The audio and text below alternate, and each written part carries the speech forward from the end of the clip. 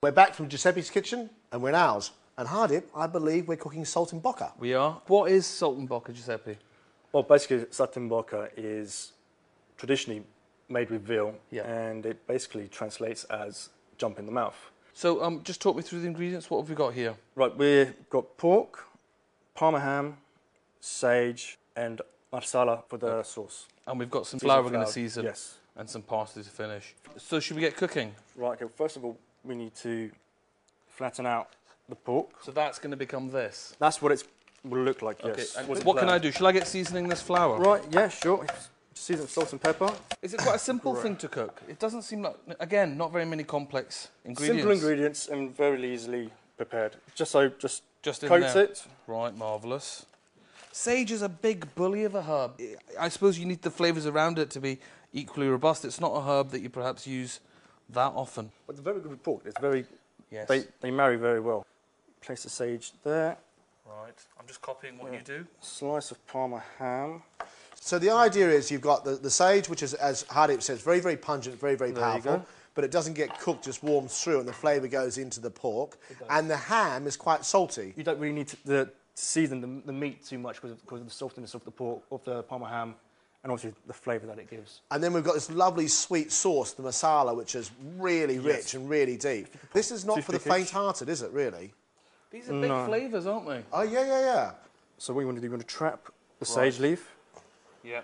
Bring it through.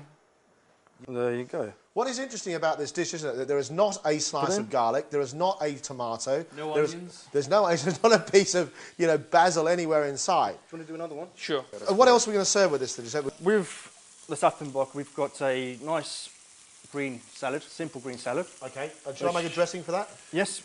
Go ahead. You make a particularly good dressing. What's that lovely olive oil you're using there? This olive oil is actually from Giuseppe. He gave it to me because his family make it. This is, I think, really, really simple. A teaspoon of mustard. Yep. Then the idea is about 3 parts olive oil, 1 part vinegar, chuck it in a jar, shake it around like mad, and you've got yourself a salad dressing. If you make it in big quantities, keep it in the fridge, you're laughing. What about a starch with this, Giuseppe? Anything else? Potatoes or rice or anything? Roast potatoes. Roast potatoes? Simple roast potatoes in the oven. We're currently cooking in the oven, Mr. Tarot. It's as if he knew what was happening. Look at that, Hardip, look. Salad dressing. That's lovely. Clever, huh? Well, I always worry about pork and it's cooking time. It's not... I know with chicken it's got to be cooked all the way through. Lamb and beef you can have slightly... you can have it rare or well done. But with pork, I'm never quite clear. You need to be careful with pork, obviously.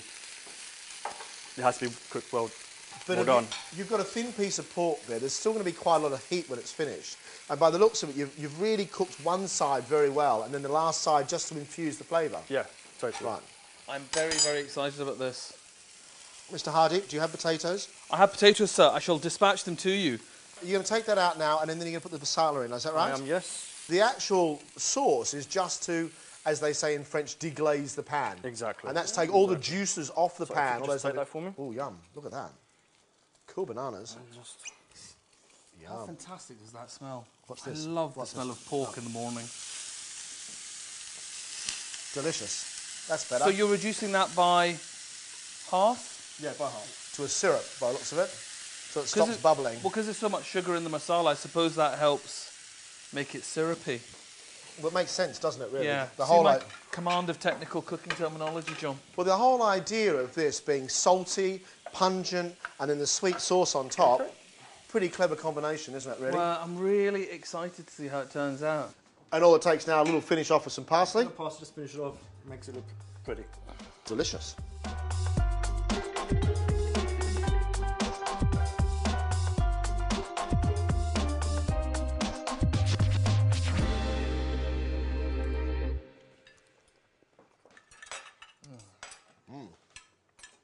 There's a reason why that is a classic.